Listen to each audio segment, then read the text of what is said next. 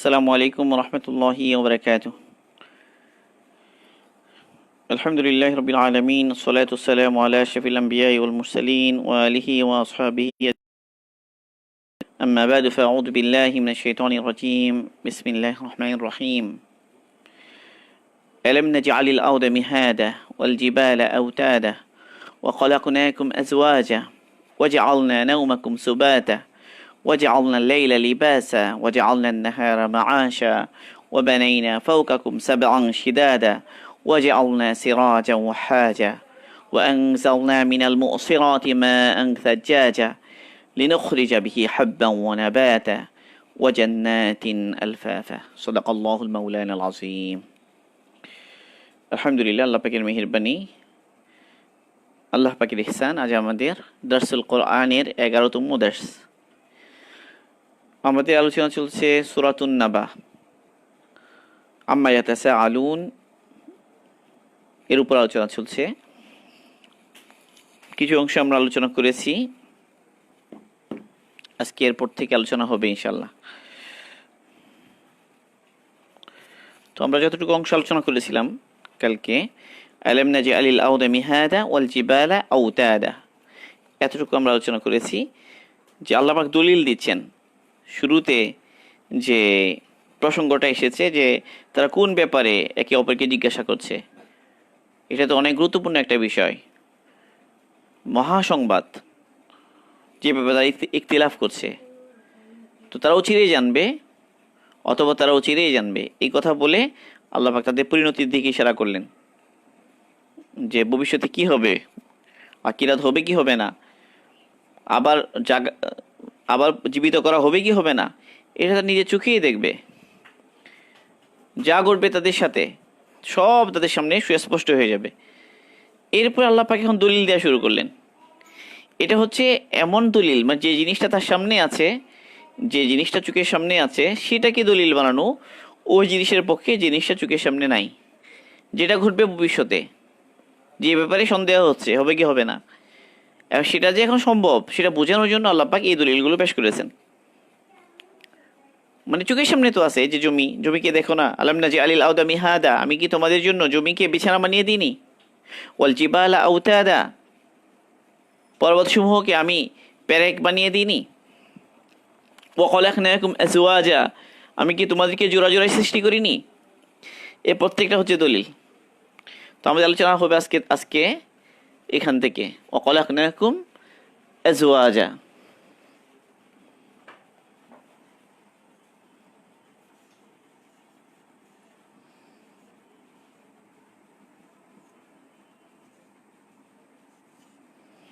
وخلقناكم أزواجا وخلقنا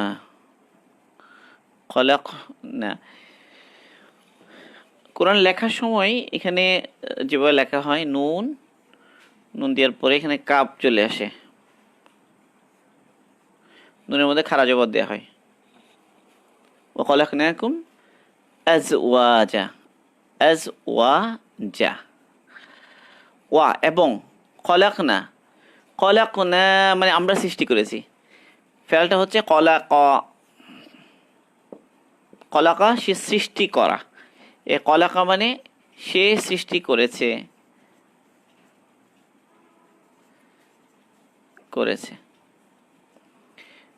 সে সৃষ্টি করেছে। খলাকতু, আমি সৃষ্টি করেছি। খলাকনা, তাহলে খলাকনা, আমরা সৃষ্টি করেছি। আল্লাহ পাক আমরা বলেন, আসলে এটা সম্মান সূচক, এটা প্লুরাল, সম্মান বোঝানোর জন্য আল্লাহ পাকের আজমত করা হয়। বাস্তবে তো আল্লাহ একা, ওয়াহিদ। খলাকনাকুম, তোমাদেরকে, তে খলাকনাকুম, তোমাদেরকে সৃষ্টি করেছি। আজওয়াজা মানে জোড়ায় জোড়ায়। আজওয়াজা, এটা শব্দটা আসে জাউজুন থেকে, জাউজুন,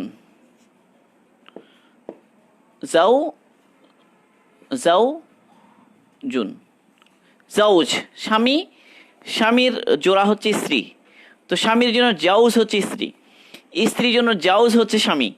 মানে জাউজ বলতে জাউজুন জাউজাতুন যদি এভাবেও ব্যবহার করা হয়, জাউজুন তো স্বামী, জাউজা স্ত্রী।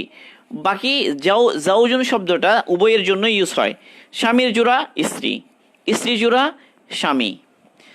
তো আজওয়াজা ওয়া খালাকনাকুম আজওয়াজা, তোমাদেরকে সৃষ্টি করেছি জোড়া জোড়ায়, মানে কাউকে পুরুষ বানিয়েছি, কাউকে স্ত্রী বানিয়েছি, কাউকে নারী বানিয়েছি, কাউকে পুরুষ বানিয়েছি, স্বামী স্ত্রী জোড়া জোড়া। আল্লাহ পাক পৃথিবীতে সব কিছুকে জোড়া জোড়া সৃষ্টি করেছেন, পজিটিভ নেগেটিভ, সব জায়গায় পজিটিভ নেগেটিভ আছে। তো এই যে জোড়া জোড়া সৃষ্টি করা, মানে এটা কিন্তু বিশাল একটা ব্যাপার। মানে এরপরে যে জেনারেশনগুলো সৃষ্টি হবে, স্বামী স্ত্রী, এরপরে জেনারেশন যে আসবে, কিছু অংশ মায়ের পক্ষ থেকে আসবে, কিছু অংশ বাবার পক্ষ থেকে আসবে। এখন কিছু অংশ বাবার, কিছু অংশ মায়ের পক্ষ থেকে আসবে। দুজনের পক্ষ থেকে কিছু কিছু না আসলে পরে জেনারেশনটা সৃষ্টি হবে না। আর উভয়ের পক্ষ থেকে আসবে ঠিক আছে, কিন্তু এসে জমা হবে মায়ের শরীরে, ইউটেরাসে, গর্ভধানীতে জমা হবে, ওখানে ওখানে তৈরি হবে পরবর্তী জেনারেশন, নেক্সট জেনারেশন। তো এগুলো একটু চিন্তা করলে বোঝা যায় এগুলো প্রি প্ল্যান্ড একটা ব্যাপার। যদি বলা হতো যে মানুষ এমনি এমনি সৃষ্টি হয়েছে, তাহলে যদি বলা হয় এমনি বিবর্তনের মাধ্যমে সৃষ্টি হলো মানুষ, তাহলে এমনিতে বিবর্তনের মাধ্যমে যদি সৃষ্টি হয়, তাহলে স্বামীর পক্ষ থেকে আসবে স্পার্ম, তাই না? এরপরে ফিমেলের অংশ থেকে আসবে ওবাম। স্পার্ম এবং ওবাম তারা মিলিত হবে জাইগোটে, আর জাইগোটটা থাকবে মায়ের শরীরে। এই সিলেকশনটা কে করলো? হু ডিসাইড? কে ডিসাইড করেছে? যদি আমরা বলি যে এটা জাস্ট নেচার সিলেকশন, মানে প্রাকৃতিক নির্বাচন, যদি আমরা বলি যে প্রকৃতি নির্বাচন করে নিয়েছে, কিন্তু এত প্ল্যান্ড নির্বাচনটা হতে পারে কেমনে যে স্বামী থেকে একটা আসবে, স্ত্রী থেকে এক অংশ আসবে, দুই জিনিসই আবার জমা হবে এক জায়গায়, তো জমা হতে হবে তাই না, অ্যাড হতে হবে। এখন অ্যাড হয়ে এটার বৃদ্ধি ঘটবে আবার মানুষেরই শরীরের ভিতরে, প্রাণীরই শরীরের ভিতরে, এবং সেই মানে জমা থাকা ওখানে ফুল ডেভেলপমেন্ট হওয়ার জন্য সিলেক্ট করা হলো নারীকে। এই ডিসিশনটা কে নিল? তাহলে এটা দ্বারা বোঝা যায় এটা প্রিপ্ল্যান্ড বিষয়, এটা অটোমেটিক হয়ে যাওয়া, র্যান্ডমাইজড একটা সিলেকশন যে কোনোভাবে হয়ে গিয়েছে এরকম না, বিষয় না।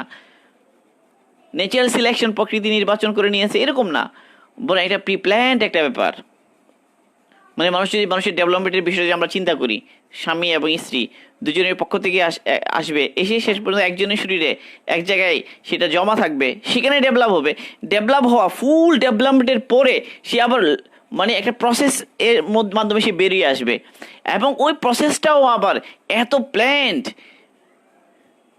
মানে যে মুহূর্তে লিগামেন্টগুলোকে শিথিল করে দিতে হবে, পেসিসটাকে বড় করে দিতে হবে, একটা কন্ট্রাকশন প্রেশার সৃষ্টি করতে হবে, এই তুমি বের করে নিয়ে আসতে হবে, তাহলে এটা একটা ফুলি প্ল্যান্ড একটা ব্যাপার। এটা এমনি এমনি হয়ে যেতে পারে না, অসম্ভব বিষয়। তো এখানে ওয়াখালাকনাকুম আজওয়াজা, তোমাদেরকে জোড়া জোড়া সৃষ্টি করেছি, এখানে ভিতরে সব কথাগুলো আছে। জোড়া তো বানালাম জোড়া জোড়া, আবার জোড়ার মধ্যে এর মধ্যে মাঝে কিছু বৈশিষ্ট্য, ওর মাঝে কিছু বৈশিষ্ট্য, এর মধ্য থেকে আবার একটা প্রিপ্ল্যান প্রসেসের মাধ্যমে আমি তোমাদের বংশ দ্বারা কি করলাম, জারি রাখলাম, এমনভাবে জারি রাখলাম। এভাবে আবার এক তো আদম এক হাওয়া ছিল আলাদাভাবে সৃষ্টি করা, এরপরে তো একটা প্রসেস হয়ে গেল, ওই প্রসেসের মাধ্যমে এখন আসতেই থাকবে আসতে থাকবে আসতে থাকবে। তাহলে ওয়াখালাকনাকুম আজওয়াজা, তোমাদেরকে সৃষ্টি করলাম জোড়ায় জোড়ায়। তো এখানে আল্লাহ পাক আমাদেরকে চিন্তা করার জন্য বলছেন যে তুমি এখন ভাবো ওয়াখালাকনাকুম আজওয়াজা। এরপরে বললেন ওয়াজআলনা নাওমাকুম সুবাতা, ওয়াজআলনা নাওমাকুম সুবাতা।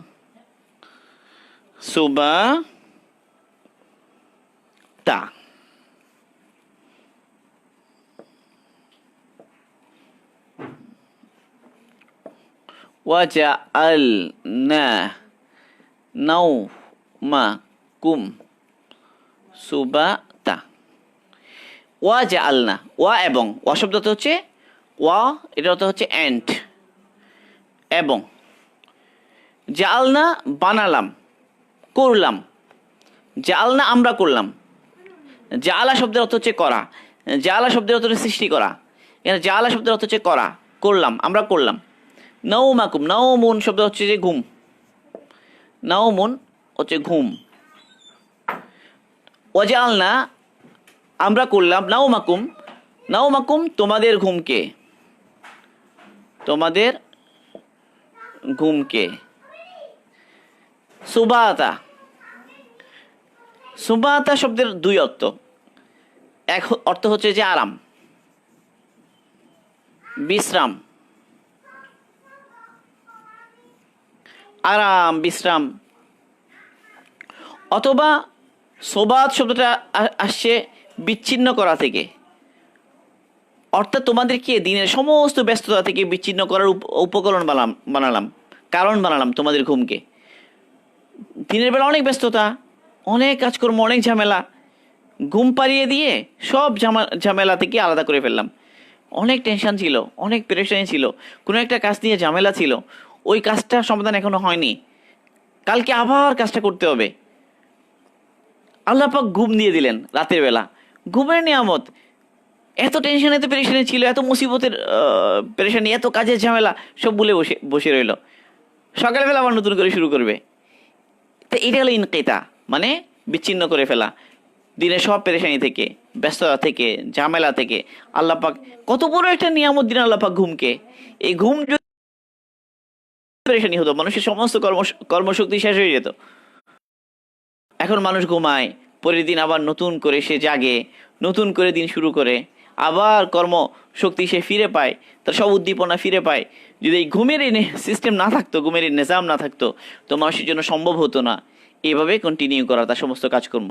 তো আল্লাহ পাক মানুষের ঘুমকে বানালেন আরাম, আরামদায়ক, বিশ্রাম, আরামের জন্য, বিশ্রামের জন্য ব্যবস্থা করে ফেলেন ঘুমকে, ঘুমের মাধ্যমে।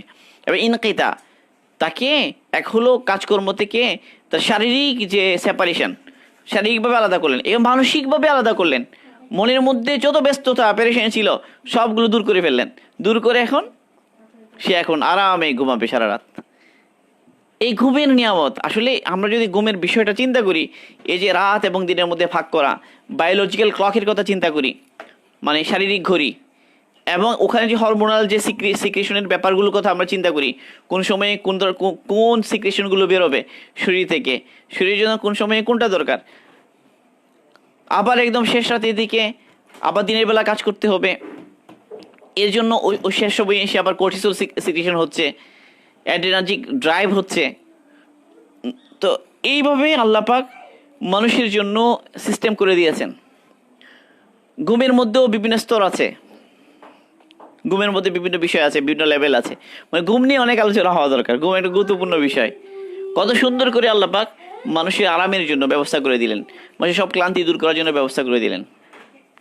ওয়াজআলনা নাওমাকুম সুবাতা, ওয়াজআলনা এবং জাআলনা আমরা করলাম, নাওমাকুম তোমাদের ঘুমকে, সুবাতা আরাম, আরামের কারণ, বিশ্রামের কারণ, অথবা বিচ্ছিন্ন হওয়ার কারণ। কোন বিচ্ছিন্ন? বিচ্ছিন্ন কোত্থেকে বিচ্ছিন্ন হওয়া? কাজকর্ম থেকে, ঝামেলা থেকে, পেরেশানি থেকে, টেনশন থেকে, সব কিছু থেকে। ওয়াজআলনা নাওমাকুম সুবাতা, আল্লাহ পাক বুঝাতে যাচ্ছেন যে দেখো, এই ঘুম নিয়ে চিন্তা করলেও তোমরা আমার কুদরত বুঝতে পারবে। এই ঘুম নিয়ে যদি তোমরা একটু ভাবো, চিন্তা করে, ঘুম সম্পর্কে যদি একটু তোমরা তথ্যগুলো এক জায়গায় জমা করো, এবং এরপর যে একটু ফিকির করো যে ঘুম এটা কত বড় নিয়ামত, এটার মধ্যে আমার কি পরিমাণ কুদরত, এটার জন্য আমি কি সিস্টেম তোমার শরীরের মধ্যে চালিয়েছি, তোমার শরীরের যে ডায়ারনাল ভেরিয়েশনগুলো আমি করেছি, হরমোনাল সিক্রেশন, কখন কোনটা সিক্রেশন হবে, কোন সময় কি সিক্রেশন হবে, তাহলে এগুলো নিয়ে যদি তুমি ভাবো, তাহলে তুমি বুঝতে পারো যে এখানে এটা আমার কি পরিমাণ এখানে কারিশমা এখানে তোমার ঘুমের ভিতরে। ওয়াজআলনা নাওমাকুম সুবাতা, এরপরে ওয়াজআলনা লাইলা লিবাসা,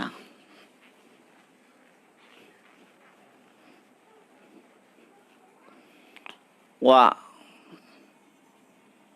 জাআলনা লাইলাকুম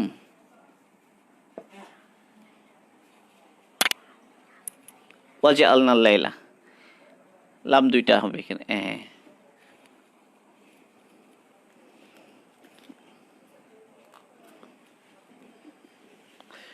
ওয়াজআলনা লাইলা লিবাসা, ওয়াজআলনা লাইলা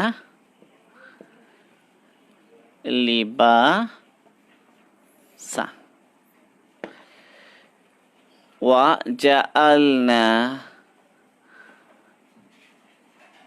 জাআলনা লাইলা,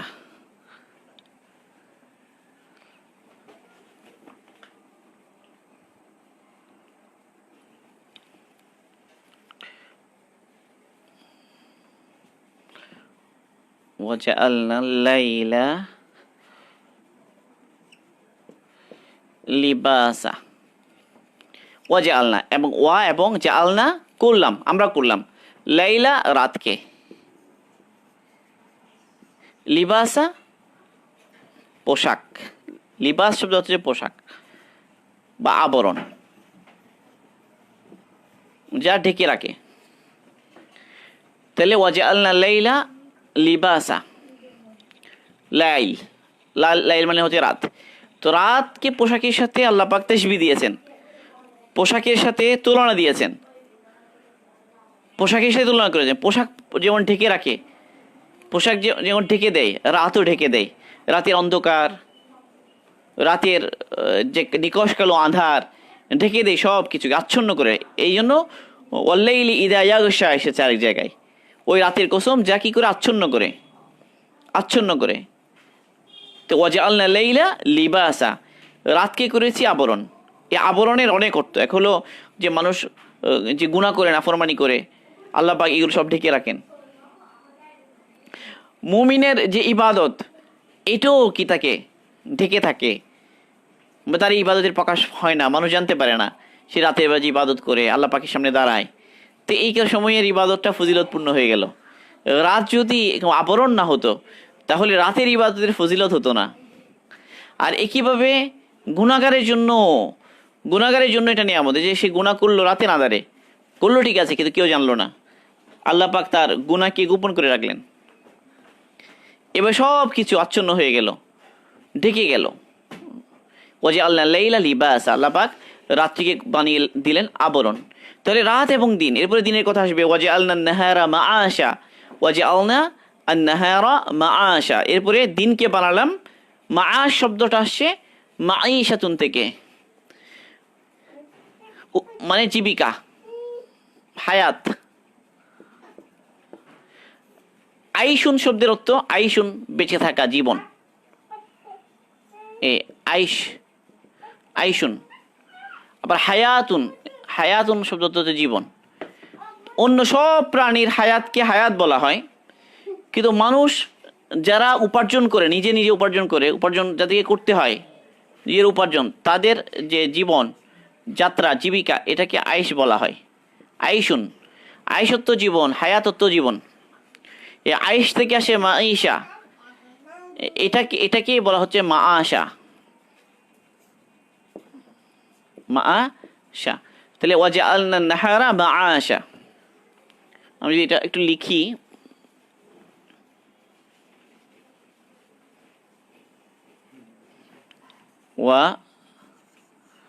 জাআলনা নাহারা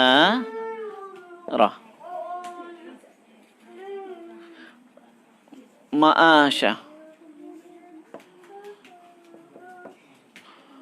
ওয়াজআলনা নাহারা মাআশা, ওয়াজআলনা আন-নাহারা মাআশা। ওয়াজআলনা আমি করেছি, নাহারা দিনকে, মাআশা জীবিকা, মানে জীবিকার সময় বা উপার্জনের সময়।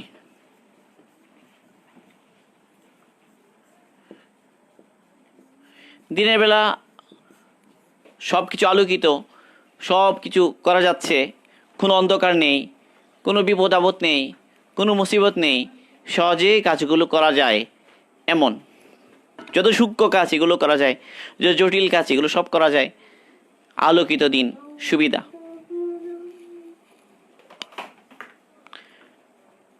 তাহলে এটা করলেন আল্লাহ পাক। তাহলে এখানে আসলে রাত এবং দিন এই দুইটা আল্লাহ পাকের অনেক বড় মানে কুদরতের দলিল নিশানা। রাতকে দিন বানানো, দিনকে রাত বানানো, অনেকগুলো আয়াত এসেছে কোরআনে পাকে বিভিন্ন জায়গায়, যে রাতকে দিনের মধ্যে ঢুকিয়ে দেন, দিনকে রাতের মধ্যে ঢুকিয়ে দেন।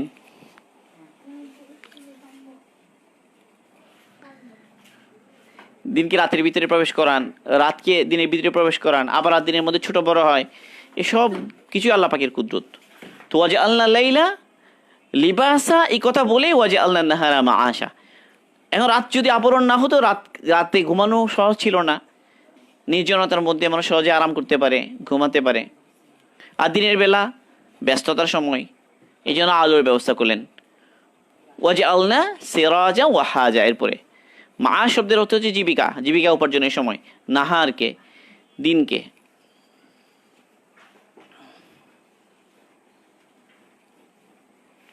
এরপরে ওয়াজে আল্লাহ সিরাজা ওয়াহাজা,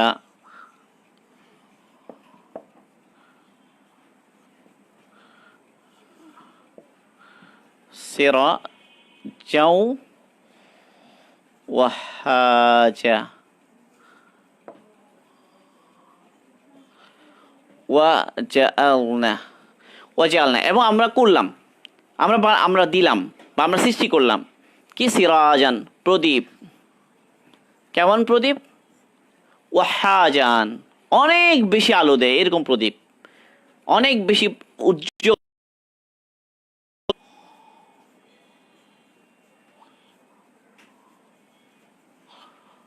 উজ্জ্বল প্রজ্জ্বল আলো।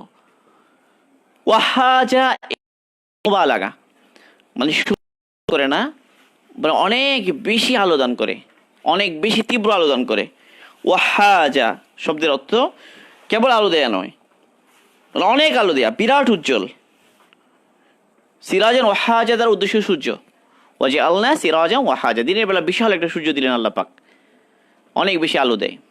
তাহলে এটাও সূর্যের নিজাম, এটাও একটা অনেক বড় বিষয়। সূর্য জ্বলছে জ্বলছে জ্বলছে, কত দিন থেকে জ্বলছে, ফুরুই না, কত বেশি তাপ উৎপন্ন করে, কত দূরে আছে, কত দিন ধরে সেভাবে আলো দিচ্ছে, আলো দিয়েই যাবে।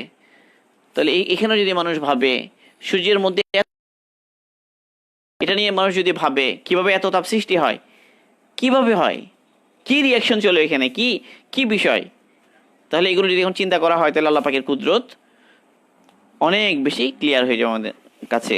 ওয়াজআলনা সিরাজা ওয়াহাজা ওয়া আনজালনা, এরপরে ওয়া আনজালনা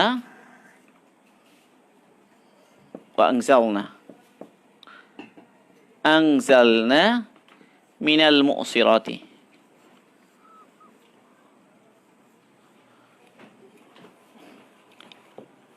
ওয়া আনজালনা মিনাল মুসিরাত, এখানে ত না, এখানে তা, মিনাল মুসিরাতি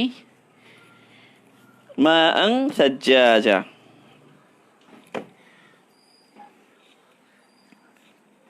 মাআন সাজ্জাজা, সাজ্জাজা, মাআন সাজ্জাজা। ওয়া আনজালনা মানে ইনজাল থেকে,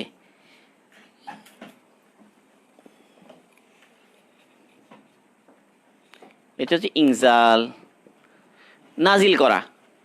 ইনজাল বলা হয় উপর থেকে কোনো জিনিস নিচের দিকে নেমে আসা, এটাকে বলে নাজালা, অবতরণ, উপর থেকে নিচের দিকে নামা, এটাকে বলা হয় নাজালা, অবতরণ করা। ইনজাল মানে কোনো জিনিসকে উপর থেকে নিচের দিকে পাঠানো, প্রেরণ করা। তাহলে আনজালনা, আমি কি করি, নাজিল করি, আমি প্রেরণ করি। মিনাল মুসিরাত, এই মুসিরাত শব্দটা আসলে আসছে নিংড়ানো থেকে। নিংড়ানো, কোনো একটা জিনিসকে যদি নিংড়ানো হয়, তাহলে যেরকম পানি বের হয় ওখান থেকে, তো মেঘ থেকে নিংড়িয়ে আল্লাহ পাক প্রচুর পানি সৃষ্টি করেন। এই জন্য মিনাল মুসিরাত দ্বারা মেঘ উদ্দেশ্য, মেঘমালা উদ্দেশ্য, মেঘমালা। মিন মানে হতে, ও আনজালনা মিনাল মুসিরাত, আমি নাজিল করি মেঘমালা থেকে, মা আং মানে প্রচুর পানি, এখানে আবার প্রচুর আছে, প্রচুর পানি একটানা যে পড়তে থাকে, মুষলধারে বৃষ্টি কি পরিমাণ পড়তে থাকে। কোন এক ব্যক্তি পৃথিবীতে যদি হঠাৎ আসে, যে সে পৃথিবীতে আসেনি কখনো আগে, এই পৃথিবীতে হঠাৎ করে একটা মানুষ যে পৃথিবীতে কখনো আসেনি, সে একটা মানুষকে প্রথমবারের মতো পৃথিবীতে সে এলো, এবার এসে দেখলো যে বৃষ্টি হচ্ছে। সে অবাক হয়ে তাকিয়ে থাকবে বৃষ্টি হওয়া, এই বৃষ্টির এই দৃশ্য তাকে অবাক করবে। এই বৃষ্টি হওয়ার এই দৃশ্য দেখে সে বিস্ময়ে হতবাক হয়ে যাবে। আশ্চর্য সুন্দর সুন্দর যে বৃষ্টির পানি যে নামতে থাকে আসমান থেকে, কিভাবে নামে, কত সুন্দর করে নামে। তাহলে কি সুন্দর নিজাম, একসাথে বেশি পড়ে যাচ্ছে না এক জায়গায়, কোথাও বেশি হচ্ছে কোথাও কম হচ্ছে এরকম না, ফোঁটাগুলোর মধ্যে কোনো বেশ কম নাই। প্রতিটি ফোঁটা, বৃষ্টির ফোঁটাগুলো একই সাইজের, সমান সাইজের, 2 ফুটের মাঝখানে সব জায়গায় একই ডিস্টেন্স, একই বিরতিতে পড়ছে। এখানে কোথাও কম বেশি, কোথাও কম কোথাও বেশি হচ্ছে না, কোথাও এক জায়গায় অনেক বেশি করে পানি পড়ে যাচ্ছে এরকম না।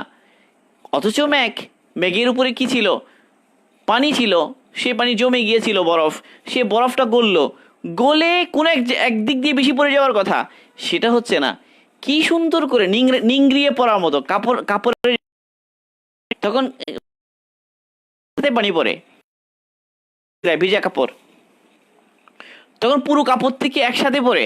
তো আল্লাহ পাক সে এই জন্য নিংড়ানো কাপড় দিয়েছেন মেঘমালাকে, যে পুরো মেঘ থেকে যেন বৃষ্টিগুলো যেমন পড়ে একসাথে, কোনো বেশ কম হয় না, সব জায়গা থেকে মোটামুটি এক বরাবরই পড়ে। তো বৃষ্টির যে নিজাম, এটা আল্লাহ পাকের কত বেশি কুদরত। বৃষ্টির বিষয়টা কিভাবে, এই রোদে বৃষ্টি কত সুন্দরভাবে করলেন। কোথায় ছিল সমুদ্র, সেখান থেকে কত সুন্দর করে পানিকে নিয়ে এলেন এখানে, বাতাসের মাধ্যমে সূর্যের তাপে সে বাষ্প হলো, উপরে উঠলো, বাতাসটাকে বহন করে নিয়ে এলো, উপরে মেঘের সৃষ্টি হলো, উপরে সেখানে এত টেম্পারেচার কমে গেল কিভাবে, কি নিজাম আল্লাহ পাক চালালেন যে টেম্পারেচার কমে গেল আর বরফ হয়ে গেল। 0 ডিগ্রি না হলে তো বরফ হয় না, তাহলে ছিল বাষ্প, বানিয়ে ফেলেন বরফ, বরফ করে উড়িয়ে নিয়ে গেলেন। এরপরে এক জায়গায় গিয়ে আস্তে আস্তে এটাকে কি করলেন, গলতে শুরু করলো, গললো, জমা হলো, এবার একসাথে সুন্দর করে লম্বা সময় ধরে রিমঝিম রিমঝিম রিমঝিম পড়তে থাকলো। মানে কি আজীব ব্যাপার, একদিন চিন্তা করে। তো এই জিনিসটাকে আল্লাপাক এখানে এনেছেন, আল্লাপাকে কুদরতের ইশারা বোঝানোর জন্য। এরপরেই আল্লাপাক বলেন এই বৃষ্টির নিজাম কেন, লিনুখরিজা বিহি হাব্বাও ওয়া নাবাতা, লিনুখরিজা বিহি হাব্বাও ওয়া নাবাতা, লিনুখরিজা বিহি হাব্বাও ওয়া নাবাতা, লিনুখরিজা, লাম হচ্ছে জন্য, লাম আসে জন্য বোঝানোর জন্য। মানে কি উদ্দেশ্যে বৃষ্টি, লিনুখরিজা যেন আমরা বের করি, উখরিজা নুখরিজা আমরা যেন বের করি, বিহি মানে ইহা দ্বারা, ইহা দ্বারা মানে ওই বৃষ্টির পানি, ইহা দ্বারা উদ্দেশ্য হলো বৃষ্টির পানি দ্বারা,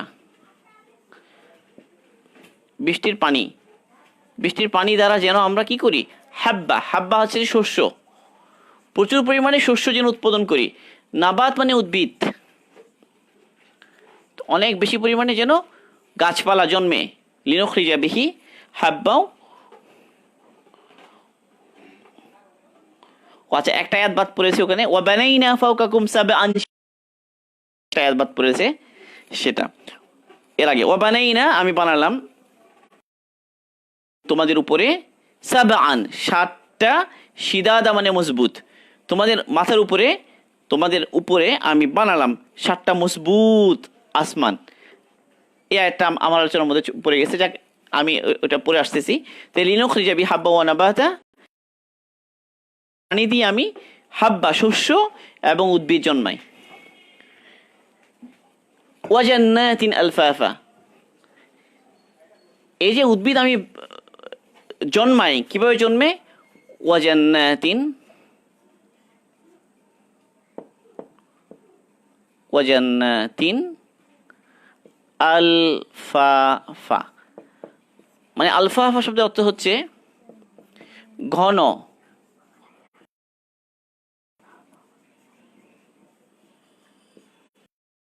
বেশিত।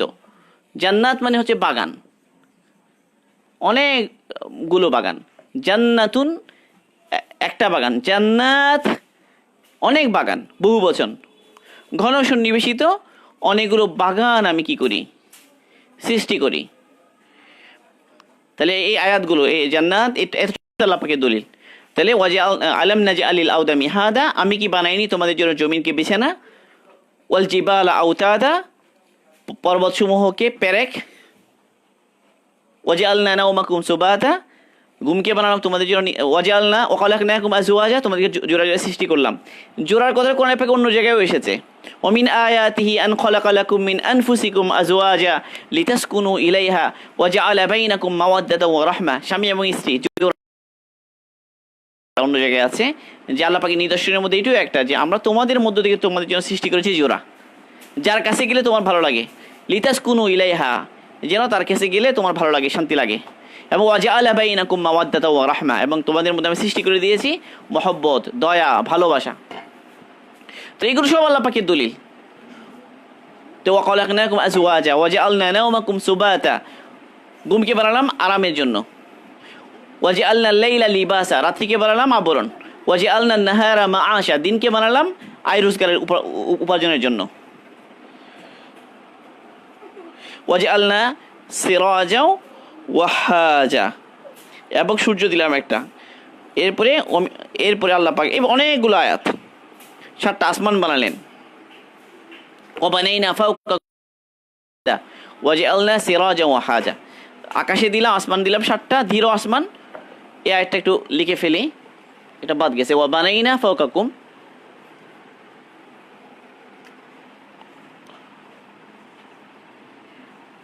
ওয়াবানাইনা, বা নুন ইয়ে নুন, বানাইনা, ওয়াবানাইনা ফাওকাকুম, ফা কফ, ফাওকাকুম সাবআন, সাবআন, সাবআন, শিদাদা, শিদাদা, শিন, শিদাদা, সাবান মানে 7, শিদাদা মানে মজবুত, শাদীদ থেকে আসছে মজবুত 7, মজবুত 7 দ্বারা 7টা আসমান উদ্দেশ্য। ফাওকাকুম, তোমাদের মাথার উপরে, বানাইনা, নির্মাণ করলাম, নির্মাণ করেছি, وبنينا فوقكم سبعا شدادا وجعلنا سراجا وحاجا وأنزلنا من المعصرات ماء ثجاجا لنخرج به حبا ونباتا وجنات আলফাফা। এই সবগুলো দলিল, এই দলিল দেওয়ার পরে এবার আল্লাহ পাক বলছে ইন্না ইয়াউমাল ফাসলি কানা মিকাতা, ইন্না ইয়াউমাল ফাসলি কানা মিকাতা, এখান থেকে আমাদের আলোচনা শুরু হবে ইনশাআল্লাহ। তাহলে এই সমস্ত কুদরতগুলো নিয়ে আমরা যদি ভাবি, চিন্তা করি, তাহলে ব্যাপারই না যে আবার জীবিত করা, এসব অসম্ভব বিষয়গুলো, কঠিন বিষয়গুলো আল্লাহ পাক করে ফেললেন। যিনি এসব পারলেন, তিনি কেন পারবেন না আবার জীবিত করতে? এভাবে আল্লাহ পাক তার দলিলগুলোকে পেশ করেন। এগুলোর বিপক্ষে কোনো আসলে কোনো যুক্তি আমাদের কারো কাছে থাকার কথা না। হ্যাঁ, এটা প্রথমে ছুটে গেছিল, পরে আমি আবার বললাম ওয়াবানাইনা ফাওকাকুম সাবআন শিদাদা, এই আয়াতটা প্রথমে ছুটে গেছিল, পরে এটা আবার আলোচনা করলাম। যাক, আলহামদুলিল্লাহ। এই হলো আপাতত। আল্লাহ পাক আমাদের সবাইকে আল্লাহ পাকের কালাম নিয়ে ভাবার, ফিকির করার তৌফিক দান করুন, চিন্তা করার তৌফিক দান করুন, এবং কোরআনে পাকের সাথে আল্লাহ পাক আমাদের সম্পর্ক বাড়িয়ে দিন, এবং কোরআনকে আমাদের জন্য হেদায়েতের জরিয়া বানিয়ে দিন। সুবহানাল্লাহি ওয়া বিহামদিহি, সুবহানাকাল্লাহুম্মা বিহামদিকা, লা ইলাহা ইল্লা আনতা আস্তাগফিরুকা ওয়া আতুবু ইলাইক।